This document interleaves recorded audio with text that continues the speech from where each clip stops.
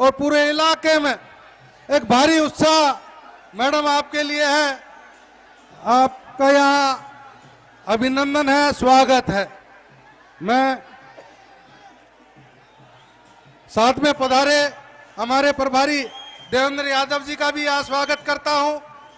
समय का आज अभाव है, प्रचार का आज अंतिम दिन है, इसलिए हमारे प्रमुख वक्ता एक दो लोग बोल पाएंगे। मैं कृपया करके बैठ जाएं, सभी लोग, सभी साथी बैठ जाएं, हमारे सभी भाई बहन बैठ जाएं और गेट में जो थोड़ी अभी सुविधा हो रही है वहां पर सहयोग कर लें। मैं खटीमा के उम्मीदवार श्री भुवन कापड़ी जी से निवेदन करूंगा कि वो फूलों की टोकरी भेंट करके प्रियंका जी का स्वागत करें।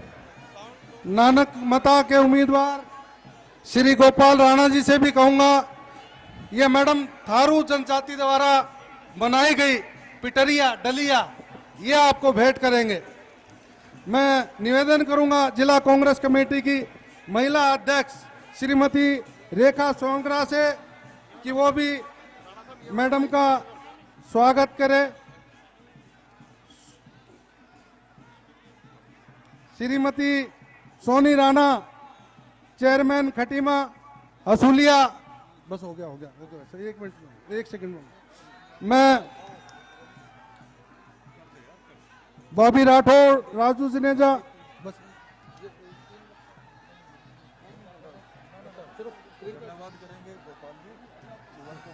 हाँ, समय का अभाव है, इसलिए मैं चाहूंगा कि हमारे यहाँ के उम्मीदवार जिनके पक्ष में आप आए हैं, मैं भाई खटीमा के उम्मीदवार भुवन कापड़ी जी से कहूंगा कि वो अपनी बात रखे। भुवन कापड़ी जी।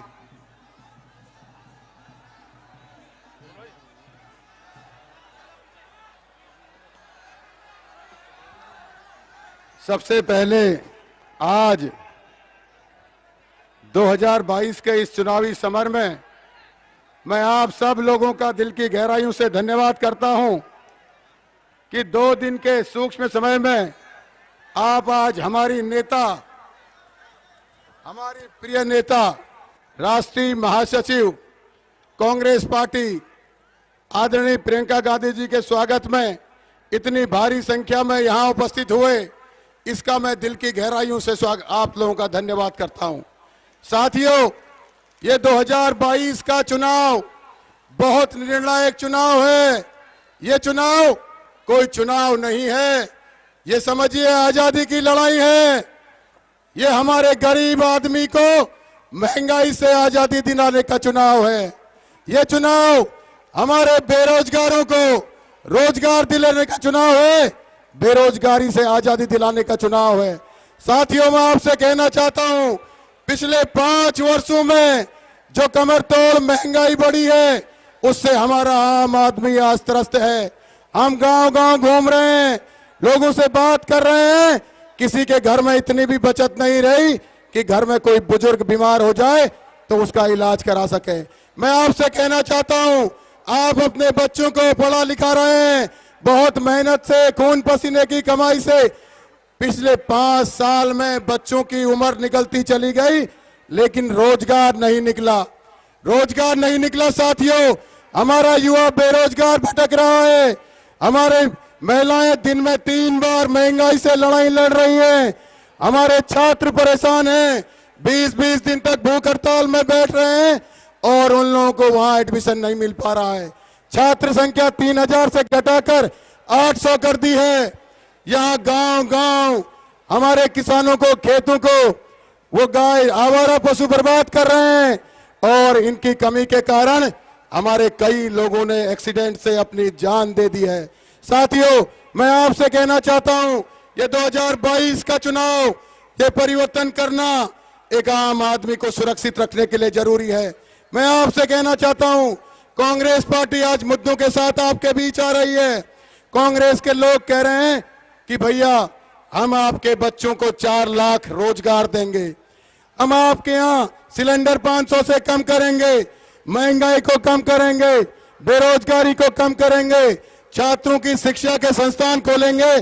और भारतीय जनता पार्टी के लोग रात रात को घूम रहे हैं और कह रहे हैं भैया आप कंबल ले लो, आप कंबल ले लो, कुकर ले लो, चूड़ी बिंदी ले लो, पैसे ले लो, रात रात भर घूम रहे हैं। अगर हमारे साथी उन्हें मना कर रहे हैं तो पुलिस प्रशासन और उसके दबाव में उन पे मुकदमे लिखे जा रहे हैं। साथियों, ये देखिए एक मुख्यमंत्री जो चुनाव लड़ रहे हैं, ये बिंदी बांट रहे हैं। देखिए ये बिंदी हमारी परंपरा में बिंदी देने का अधिकार पति को है, चूड़ी देने का अधिकार पति को है अपनी पत्नी के लिए। आज ये भाजपा के लोग चूड़ी बिंदी बांट रहे हैं। मैं आपसे कहना चाहता हूं, पिछले 5 साल से जो संघर्ष कर रहे हैं, दिन रात महंगाई से लड़ रहे हैं, युवा बेरोजगारी से लड़ रहा, किसान आवारा पशुओं से लड़ रहे हैं, उस 5 साल का बदला लेने का समय आ गया साथियों। और ये 14 तारीख को हाथ के पंजे में बटन दबाकर इस जन विरोधी सरकार को, इस गरीब विरोधी सरकार को, इस युवा विरोधी सरकार को, इस छात्र विरोधी सरकार को, इस किसान विरोधी सरकार को उखाड़ फेंकने का काम करना है। मैं आपसे ये कहना चाहता हूं, मैं गरीब का बेटा हूं। भारतीय जनता पार्टी के लोग कहते हैं कि भुवन कापड़ी बहुत संघर्षशील है, गरीबी अमीरी ऊंच नीच का भेदभाव नहीं करता, जात पात का भेदभाव नहीं करता, संघर्ष करता है। अगर एक कमी है तो वो गरीब है। हम आखिरी 2 रातों में वोट खरीद लेंगे, यही बात वो कहते हैं। मैं आपसे पूछता हूं, क्या इस खटीमा की महान धरती के वोट बिकाऊ है क्या? आप हाथ उठाओ, हाथ उठा के सब लोग बताओ, क्या ये वोट बिकाऊ है क्या? क्या हमारी खटीमा के लोग जिन्होंने उत्तराखंड को बनाया, जो भूतपूर्व सैनिक यहाँ रहते हैं, जो हमारे थारू जनजाति के लोग रहते हैं, ये कौमी एकता का गुलदस्ता, क्या यहाँ का वोट बिकाऊ है? आप बताओ, हाथ खड़ा करके बताओ, आप इस गरीब के बेटे के साथ हैं? मैं पूछना चाहता हूं, पीछे वालों से पूछूंगा कि आप इस गरीब के बेटे के साथ खड़े हैं या नहीं है? भारत माता की, भारत माता की, भारत माता की, भारत माता की। आप सबका बहुत बहुत धन्यवाद। अब मैं निवेदन करूंगा गोपाल सिंह जी राणा जी से, जो नानक मता से उम्मीदवार है, वो आकर अपनी बात रखें। धन्यवाद। मैं आदरणीय हमारी महबूब नेता जिनको आप सुनना चाह रहे हैं, मैं उनसे आग्रह करूंगा प्रियंका जी से, और गोपाल सिंह जी राणा बाद में धन्यवाद करेंगे। मैं उससे पहले आग्रह करूंगा कि प्रियंका जी आकर अपनी बात कहें जिनको आप सुनना चाहते हैं।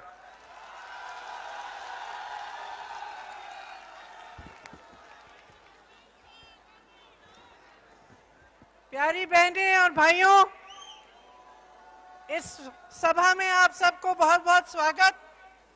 देवेंद्र यादव जी, श्री भुवन कापड़ी जी, श्री कुलदीप इंदौरा जी, श्री गोपाल सिंह राणा जी, श्री जितेंद्र शर्मा जी, कांग्रेस पार्टी के सभी साथियों, सभी नेतागण, NSUI यूथ कांग्रेस, महिला कांग्रेस, सेवा दल, मेरे मीडिया के भाइयों और बहनों, आप सबका बहुत बहुत स्वागत।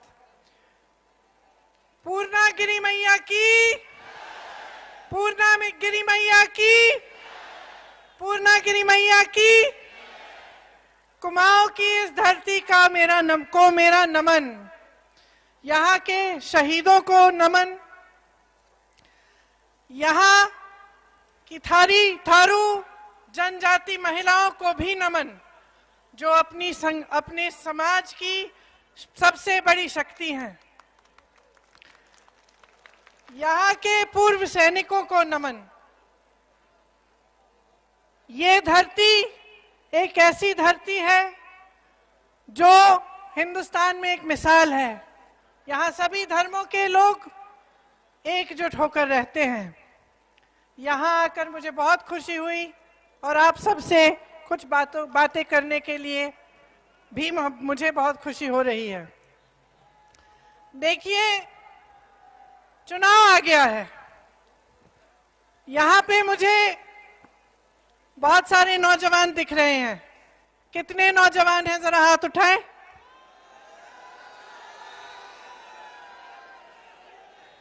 आप तो नौजवान नहीं है।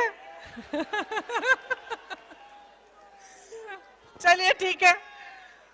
अब जरा मुझे बताइए कि आप में से पिछले 5 सालों में किसको रोजगार मिला है सरकार से? हाथ उठा के दिखाइए। सबको मिला रोजगार? नहीं मिला ना, किसी को नहीं मिला। सबसे बड़ी समस्या क्या है आपके प्रदेश में? रोजगार, महंगाई और किसानों की जो समस्याएं हैं, यही है ना 3 सबसे बड़ी समस्याएं। मैं आपको बताती हूं कि यहां आके मुझे ताज्जुब क्यों हुआ। जैसे मैं हेलीकॉप्टर में थी, मुझे बताया गया कि ये मुख्यमंत्री जी का क्षेत्र है, उनकी विधानसभा है। हेलीकॉप्टर उतरा, वहां से यहां तक आते हुए मैंने सोचा कि मुख्यमंत्री जी की विधानसभा है, खूब विकास हुआ होगा।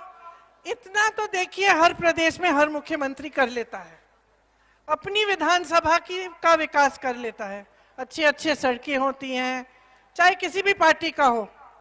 मुझे ताज्जुब हुआ यहाँ की स्थिति देख के, यहाँ की सड़क को देख के, ये देख के कि आपके मुख्यमंत्री ने पिछले 5 सालों में आपके लिए कुछ नहीं किया है। ये बात मुझसे अच्छी तरह आप सब तो जानते ही होंगे। देखिए, आप उत्तर प्रदेश से लगे हुए हैं, मैं जानती हूं कि आपकी क्या क्या समस्याएं हैं। हर जगह किसानों की समस्याएं, उनके संकट इतने बड़े हैं कि उनका सामना करना मुश्किल हो रहा है। खाद का वितरण नहीं होता, फसल का आपको दाम नहीं मिलता। कितना मिल रहा है आपको गन्ने के लिए? बताइए, कितने रुपए क्विंटल मिलता है? मैं जानती हूं कि सही दाम नहीं मिलता, गेहूं का नहीं मिलता, धान का नहीं मिलता, गन्ने के लिए नहीं मिलता। यहां पे किसान सिर्फ संघर्ष कर रहा है। आपने देखा कि किसान के आंदोलन के साथ क्या हुआ। 1 साल के लिए, पूरे साल के लिए किसान आंदोलन करते रहे, रोजी रोटी नहीं कमा पाए। आप ऐसे कानून ला रहे थे जिससे मेहनत करे किसान, फायदा हो बड़े बड़े उद्योगपतियों का। इसीलिए अपनी समझदारी और अपनी विवेक से आपके प्रदेश के और उत्तर प्रदेश के, पंजाब के, हरियाणा के किसानों ने आंदोलन किया। कितने किसान शहीद हुए इस आंदोलन में? आप बताइए। उस पूरे समय में इस सरकार के एक भी मंत्री ने, प्रधानमंत्री ने आपसे पूछा, आपके पास आए कि आपकी क्या समस्या है, इसको कैसे सुलझाएं? अब सरकार की नीयत भी देख लीजिए। 1 साल के लिए किसान आंदोलन कर रहा है, कोई पूछता नहीं है, किसानों तक पहुंचता नहीं है पूछने की कैसा क्या है, क्या समस्या है, कैसे सुलझाएं। चुनाव आने लगा, चुनाव आने से 1 महीने पहले किसान कानून रद्द कर दिए। रद्द करने के बाद भी जब इनसे पूछा गया कि जो शहीद किसान हैं उनके लिए आप क्या करेंगे, उन्होंने कहा शहीद किसान तो है ही नहीं, सूची ही नहीं है हमारे पास, हम क्या करें मदद उनकी। तो नियत समझ लीजिए। आपके यहाँ भी आवारा पशु की बहुत बड़ी समस्या है, उसे सुलझाने के लिए क्या किया? कुछ नहीं। बेरोजगारी की बात करते हैं, बड़ी बड़ी संस्थाएं हैं, BHEL जैसे, रेलवेज जैसे, जहां से बहुत रोजगार मिलते हैं। सरकार क्या कर रही है? इन्हें बेचने की योजना बना रही है। किसको बेचेगी? उन्हीं 2-3 उद्योगपतियों को जिनको पूरा किसान कानूनों से फायदा होने जा रहा था, उन्हीं को बेचने जा रही है। देश के सारे बंदरगाह किसको बेचे? किसको? देश के सारे हवाई अड्डे किसको बेचे? देश की सारी मीडिया किसके पास है? देश का पूरा पेट्रोलियम, टेक्नोलॉजी, ये सब किसको दे रहे हैं? तो इन 2 लोगों के लिए, इन्हीं 2 उद्योगपतियों के लिए जो प्रधानमंत्री जी के मित्र हैं, उनके लिए पूरे देश की नीतियां चल रही हैं। देश का बजट आता है, गरीबों के लिए कुछ नहीं, किसानों के लिए कुछ नहीं, मिडिल क्लास के लिए कुछ नहीं। जो छोटे और मध्यम व्यापारी हैं, जो इस तरह की दुकानें चलाते हैं, जो रास्ते में हैं इधर, जो छोटे छोटे मैन्युफैक्चरिंग के यूनिट बनाते हैं उनके लिए कुछ नहीं। वही है इस देश की रीढ़ की हड्डी, जो छोटे दुकानदार हैं, छोटे व्यापारी हैं, जो पिछले 5 सालों में जिनका व्यापार बंद होने के कगार पर आ गया है, जिनको बताया गया था कि नोटबंदी इसलिए की जा रही है कि देश का पूरा काला धन वापस आ जाए। उनको ये नहीं बताया किसी ने कि नोटबंदी से उन पर कितना संकट आने वाला था। उसके बाद जीएसटी थोपी गई उन पर, कोरोना आया, कोरोना में लॉकडाउन हुए। सबसे ज्यादा नुकसान किसको हुआ? सबसे ज्यादा नुकसान उन्हीं छोटे व्यापारियों को हुआ जो इस देश की रीढ़ की हड्डी है। मैं क्यों कह रही हूं कि आप इस देश की रीढ़ की हड्डी हैं? क्योंकि रोजगार पैदा करने वाले यही छोटे और मध्यम व्यापारी हैं। कोई अडानी जी और अंबानी जी नहीं पैदा कर रहे हैं रोजगार आपके लिए। रोजगार पैदा करने वाले छोटे और मध्यम जो व्यापारी हैं, जो बिजनेस हैं, जो मैन्युफैक्चरिंग के यूनिट हैं, ये हैं। इस सरकार की नीति और नीयत देखिए किस तरह से आपकी कमर तोड़ी है। किसान की कमर तोड़ी, छोटे व्यापारियों की कमर तोड़ी, बेरोजगार नौजवानों को एक भी रोजगार नहीं दिया। 28,000 रोजगार खाली पड़े हैं, पद खाली पड़े हैं सरकार में, उत्तराखंड की सरकार में। क्या उनको 28,000 बेरोजगार युवा नहीं मिले? यहां आप हाथ उठा रहे हैं, आप ही में 5-6 हजार तो यही होंगे। नौकरियां क्यों नहीं दी? आज तक वो पद खाली क्यों हैं? आज इतनी महंगाई क्यों है? आपको गैस सिलेंडर कितने में मिल रहा है? पहाड़ों में जाइएगा, उसका दुगना लगता है ट्रांसपोर्ट लगने के बाद। महंगाई इतनी ही है कि तेल नहीं खरीद पा रहे हैं, खाने पीने का सामान नहीं खरीद पा रहे हैं, रोजी रोटी नहीं बन रही है। और आपके सामने आकर क्या कहते हैं? धर्म की बात करते हैं। कैसा धर्म है ये? कैसा धर्म है ये इनका? सबसे बड़ा धर्म एक नेता का क्या होता है? जनता की सेवा, जनता की सुविधा, जनता का विकास। और आज तमाम भाजपा के नेता आपके मुख्यमंत्री से शुरू होकर देश के प्रधानमंत्री तक सिर्फ अपने विकास के बारे में सोच रहे हैं, सिर्फ अपनी सुविधाओं के बारे में, सिर्फ अपने बड़े बड़े उद्योगपति दोस्तों के बारे में। आपके बारे में कोई नहीं सोच रहा। अगर आपके बारे में कोई सोच रहा होता तो इतनी बड़ी तादाद में मेरे नौजवान भाइयों और बहन आप अपने हाथ नहीं उठाते। जब मैं पूछती आपसे कि किसी को रोजगार मिला है कि नहीं मिला, तो आपका हाथ नीचे नहीं जाता। अगर इन्होंने आपके लिए काम किया होता तो आज इस महंगाई की मार से आपकी कमर नहीं टूट रही होती। अगर इन्होंने आपके लिए काम किया होता तो आपके लिए शिक्षा की सुविधाएं होती। जब कोरोना हुआ तो आपके लिए सेहत की सुविधाएं होती। कहां थे ये लोग? यहां से पलायन बहुत है। पलायन क्यों होता है? पलायन इसलिए होता है कि प्रदेश में रोजगार पैदा नहीं हो रहे हैं। और आपके प्रदेश के पास तो सब कुछ है, हिमालय है, प्रकृति है, पर्यटन के मौके हैं। जो कोई नौजवान एक छोटा सा पर्यटन के लिए भी अपना बिजनेस शुरू करना चाहे, उसको सुविधा मिलनी चाहिए, सहायता मिलनी चाहिए। सब कुछ है, हुनर है आपके प्रदेश में, लेकिन रोजगार नहीं है। रोजगार नहीं है। रोजगार के लिए आपके यहां से लोग पलायन करके बाहर जा रहे हैं। पलायन करके बाहर जाते हैं, इतनी मेहनत से वो काम करते हैं, दिन रात काम करके घर पैसा भेजते हैं। इस सरकार ने क्या किया? जब कोरोना आया एक दिन में कह दिया लॉकडाउन हो गया, बसें बंद, ट्रेन बंद, जाओ घर अपने। तमाम उत्तराखंड के लोग जो दिल्ली जैसे शहरों में मेहनत की कमाई करते हैं, दिन रात काम करते हैं, उनको भगवान के भरोसे छोड़ दिया। कुछ दिनों पहले प्रधानमंत्री जी ने संसद में कहा कि कांग्रेस पार्टी ने इन लोगों की मदद की, कोरोना फैला दिया पूरे देश में राजनीति करके। तो हम क्या करते? मैं पूछना चाहती हूं। आपके भाई बहन सड़क पे चल के आ रहे थे, पैदल आ रहे थे, कोई सुविधा नहीं थी, कोई साधन नहीं था। क्या हम उनको ऐसे ही छोड़ देते? ऐसे बच्चे थे जो साइकिल पे अपने माँ बाप को बिठा के चला रहे थे 600 किलोमीटर दिल्ली से बिहार तक। मुझे याद है मैसेज आते थे, हम उत्तराखंड के हैं दीदी, कहीं ना कहीं से हमें मदद कर दो, खाने को नहीं है, एक दिन का खाना बचता है, हमें मदद कर दो। मुझे याद है हमने कितनी जीपों का इंतजाम किया, बसों का इंतजाम किया। क्यों किया? हम राजनीति कर रहे थे क्या? हम अपना धर्म निभा रहे थे।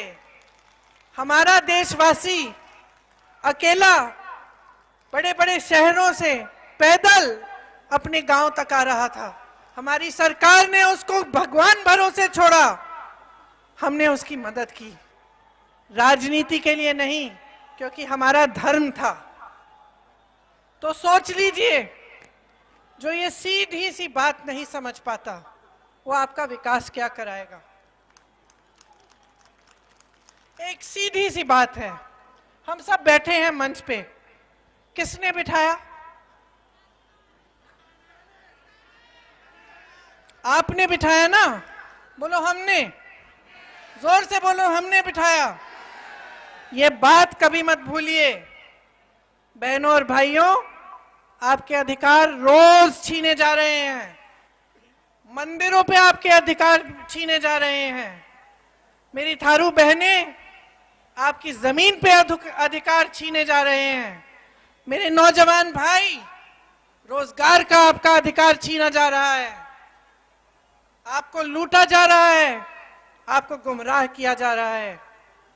मैं एक ही बात कहने आई हूं आपको दिल्ली से, आंखें खोलो, अपनी आंखें खोलो और देखो कि पिछले 5 सालों में आपके प्रदेश के साथ क्या किया गया है। जागरूक बनो। ये जो शक्ति है ना, मैंने आपसे बुलवाया, आपने बिठाया है, इसको कभी मत भूलो। याद दिलाओ इन लोगों को। ये जो मुख्यमंत्री बैठे हुए हैं आजकल आपको बिंदियां और चूड़ियां बांट रहे हैं, इनसे पूछो रोजगार क्यों नहीं बांटे? इनसे पूछो हमारी जमीन क्यों छीनी? इनसे पूछो जब हमारे भाई बहन शहरों से वापस आ रहे थे तो तुम कहां थे? आज क्यों आए हो हमारे पास? जब हम संकट में थे, जब हमारे किसान भाई आंदोलन कर रहे थे तो तुम कहां थे? और आप सब इन सवालों का जवाब जानते हैं। अपने दिलों में झांको, 5 सालों में क्या आप आगे बढ़े हैं? आपका जीवन बेहतर बना है? बताओ, बेहतर बना है? आपके इस मुख्यमंत्री ने आपका विकास किया है? तो हराओ इनको।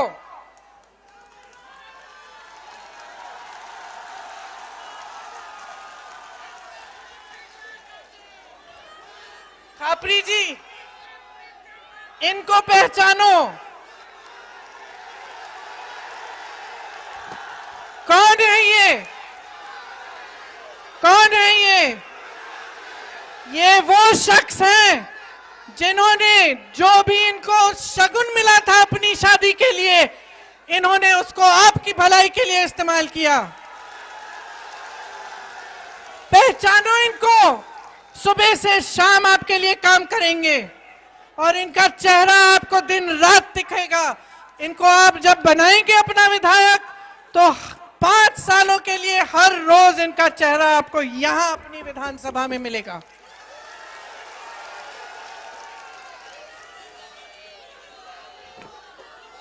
कांग्रेस पार्टी आपके लिए काम करने का मौका चाहती है, आपकी सेवा करने का मौका चाहती है। सच्चे दिल से सेवा, खोखली सेवा नहीं जो सिर्फ विज्ञापनों पे दिखती है, वो सेवा नहीं जो हम सड़कों पे जा रहे थे, बड़े बड़े विज्ञापन रखे हैं कि विकास हुआ और नीचे सड़क पे गड्ढे हैं। वो वाली सेवा नहीं, वो वाली सेवा नहीं जो चुनाव से पहले आकर कुछ नया उद्घाटन कर लेते हैं लेकिन 5 सालों से कोई उद्घाटन ही नहीं करते। वो वाली सेवा नहीं जो आपको 5 साल में एक बार दिखती है और वो भी मांगने के लिए, देने के लिए नहीं।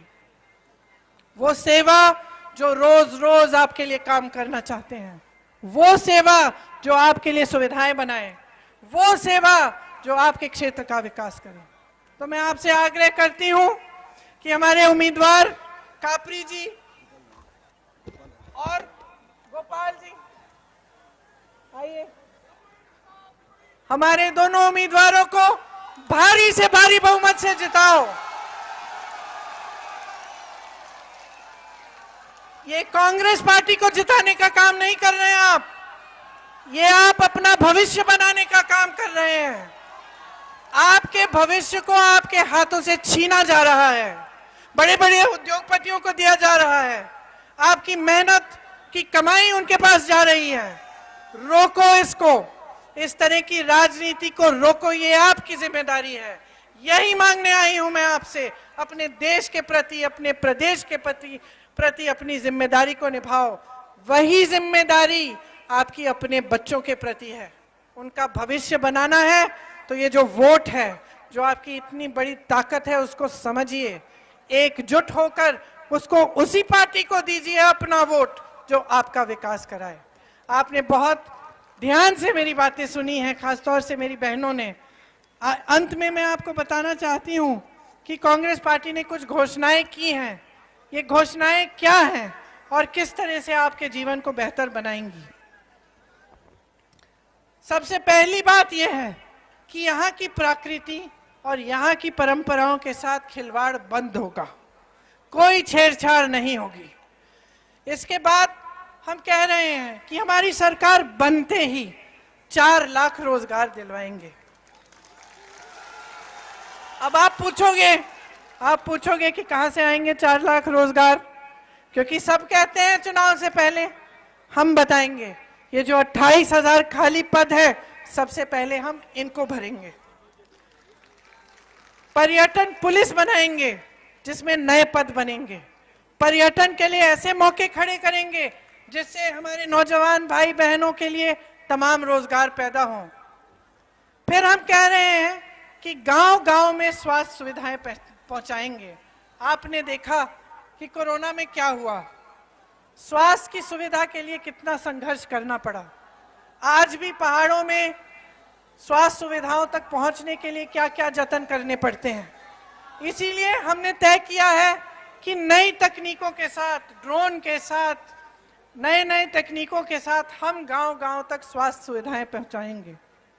आज गैस सिलेंडर कितना महंगा है, इस सरकार ने कहा हम एक गैस सिलेंडर मुफ्त दे देते हैं, इससे हमें वोट मिल जाएंगे और हमारी जिम्मेदारी खत्म हो जाएगी।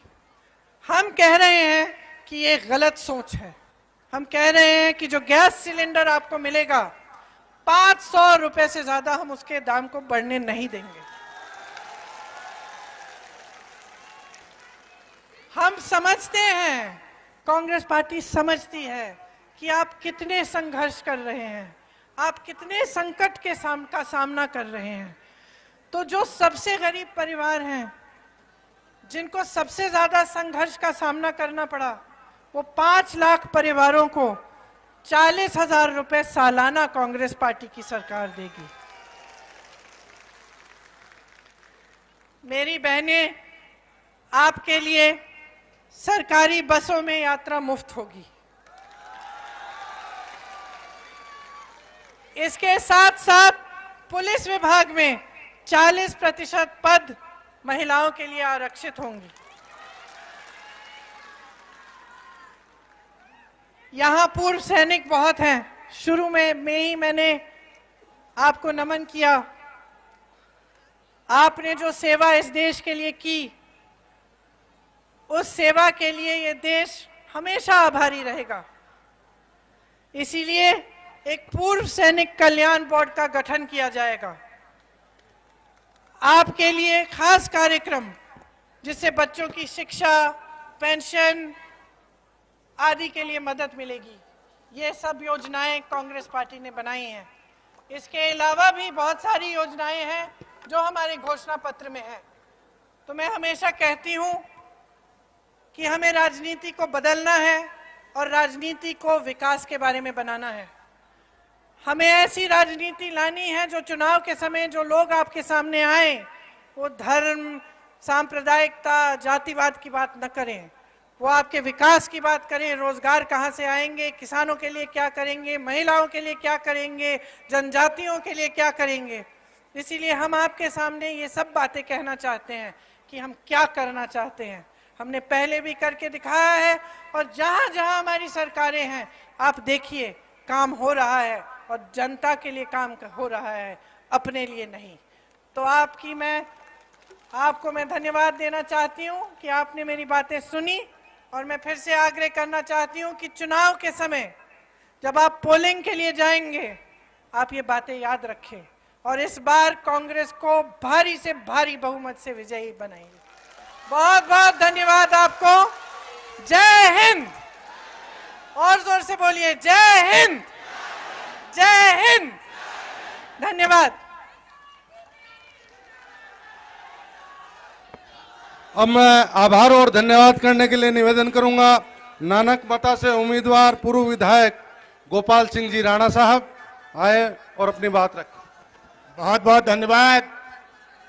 आज इस खटीमा में जो आंदोलन भूमि है, मैं इस खटीमा जो बलिदान की भूमि है, अपनी राष्ट्रीय महामंत्री सम्मानिता आदरणीय प्रियंका गांधी जी का बहुत बहुत आभार व्यक्त करता हूं, धन्यवाद देना चाहता हूं, अभिनंदन करता हूं कि आप आज इस जनजातीय क्षेत्र में आपका आगमन हुआ है।